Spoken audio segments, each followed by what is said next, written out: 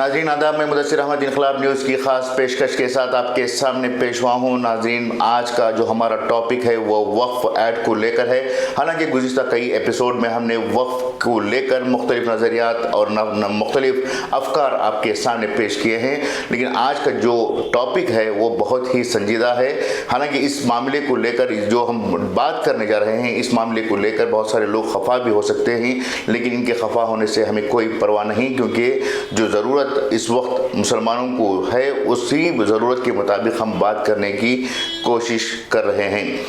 नाज़रीन, जब से वक्फ बोर्ड का या फिर वक्फ ऐड का मामला पार्लियामेंट में उठा, उसके बाद से न सिर्फ मुसलमान बेचैन हो चुके हैं, बल्कि इस क़ानून को हर लिहाज से हर मुमकिन तरीक़े से नाफिज करने के लिए संघ परिवार की तंजीमें भी एड़ी चोटी का जोर लगा रहे हैं। यही वजह है कि गुज़िश्ता दिनों विश्व हिंदू परिषद जो RSS की एक शाख है, इस शाख के ज़रिए से मुल्क के नामवर साबिक़ जजों को, क़ानूनी माहिरीन को और सुप्रीम कोर्ट के जजों के अलावा और मुल्क के मरकज़ी वज़ीर बराए क़ानून को भी एक जलसे में बुलाया गया था, और इस जलसे के दरमियान ये तबादला ख्याल किया गया कि किस तरह से मुसलमानों को आने वाले दिनों में क़ानूनी पेचीदगियों में उलझाए रखा जाए। साथ ही साथ यहाँ पर उस नशिस्त में वक्फ ऐड को नाफिज करने के लिए क्या इक़दाम उठाए जाएँ, किस तरह से इसे इम्प्लीमेंट करने के लिए पेशरफ्त की जाए, इस पर भी बहस होने की बात सामने आई है। इस प्रोग्राम को मुनक़्क़द करने का अहम मकसद ये था कि क़ानूनी दायरे में रहकर क़ानूनदानों के मशवरों के ज़रिए से मुसलमानों के या फिर वक्फ के क़ानून को किस तरह से इम्प्लीमेंट किया जाए, इस मुद्दे पर बात करने के लिए इन्होंने ये प्रोग्राम पेश किया था। नाज़रीन, जैसे कि आप तमाम जानते हैं कि जब किसी शख्स को बीमारी लाहक होती है तो वो अपना इलाज कराने के लिए डॉक्टर के पास जाता है, और कोई शख्स किसी चीज़ की तामीर करवाना चाहता है तो वो सिविल इंजीनियर के पास जाता है, जहाँ पर वो एस्टिमेशन से लेकर प्लानिंग वगैरह तक को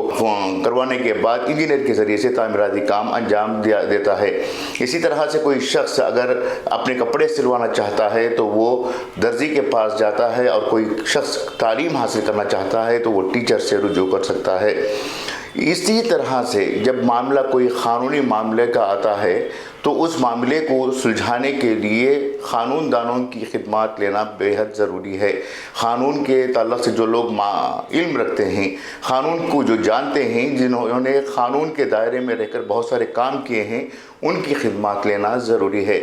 एक तरफ विश्व हिंदू परिषद साबिक़ जजों और बड़े बड़े वकला की खिदमत हासिल कर रहे हैं, तो वहीं दूसरी जानिब हम देख रहे हैं कि मुल्क के मुख्तलिफ़ मकामात पर वक्फ क़ानून को लेकर उलमा इकराम का बहुत बड़ा तबक़ा पेशरफ्त कर रहा है। हालांकि वो शरई क़ानून को बहुत ही अच्छी तरह से जानते हैं, शरीयत में वक्फ का क्या लेवल है, वक्फ की क्या ज़रूरत है, अहमियत है, इन तमाम चीज़ों को उलमा इकराम बहुत अच्छी तरह से जानते हैं, और वो शरीयत के दायरे में रहकर वक्फ के मामलात को पेश कर सकते हैं। लेकिन जब बात आती है पार्लियामेंट में या फिर सुप्रीम कोर्ट या हाई कोर्ट वगैरह जाने की, तो उलमा इकराम के पास इस कदर ये डिग्री नहीं है कि वो वहाँ जाकर अपनी बात को मनवा सकें या फिर अपनी बात को पेश कर सकें। बावजूद इसके जिस तरह से JPC की जो टीम है, उस टीम को मुलाकातों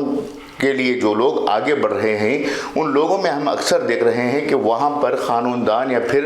क़ानूनी जानकारी रखने वाले लोगों से ज़्यादा उलमा इकराम की बहुत बड़ी तादाद है। यकीनन वक्फ क़ानून जो है मुसलमानों से जुड़ा हुआ है, मुसलमानों की इमलाक से जुड़ा हुआ है, लेकिन क्या ये बात सही है कि इस मामले को पूरी तरह से सिर्फ़ और सिर्फ अहले इल्म तबक़ा जो सिर्फ दीनी उलूम में महारत रखता हो, वो फोकस करते हुए जो दूसरी कौमें हैं उन कौमों के सामने टारगेट बने।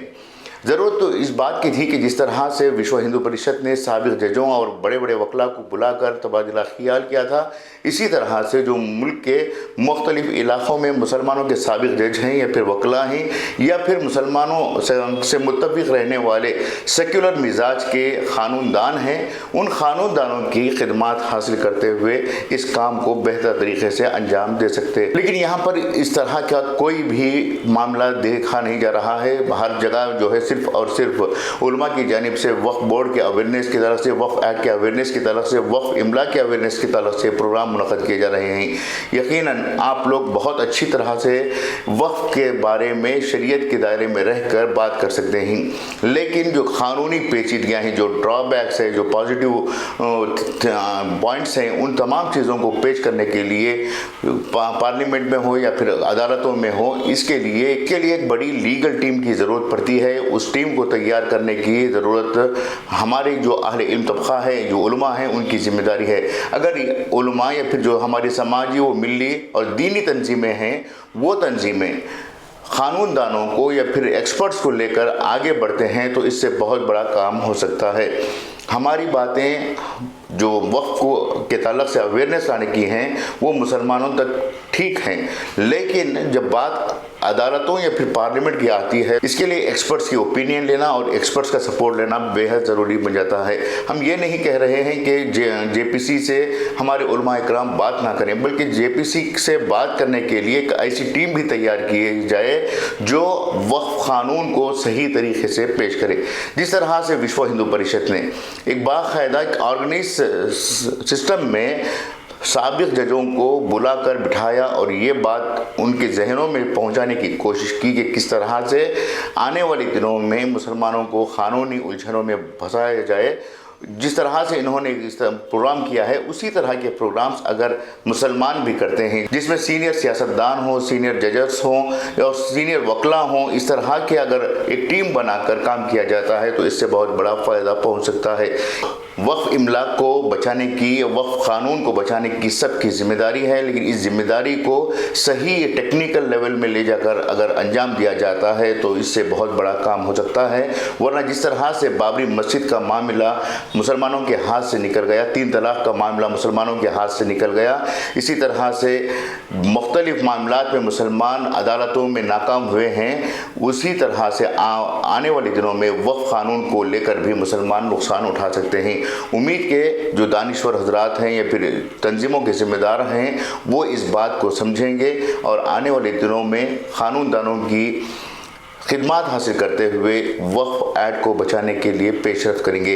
ये थी आज की खुसूसी फ़िक्र। उम्मीद कि आप लोगों को पसंद आएगी। मैं मेज़बान मुदस्सिर अहमद आपसे इजाज़त चाहूँगा, फिर नई फ़िक्र के साथ आपके सामने दोबारा पेश होऊंगा। तब तक के लिए इजाज़त दें। शुक्रिया।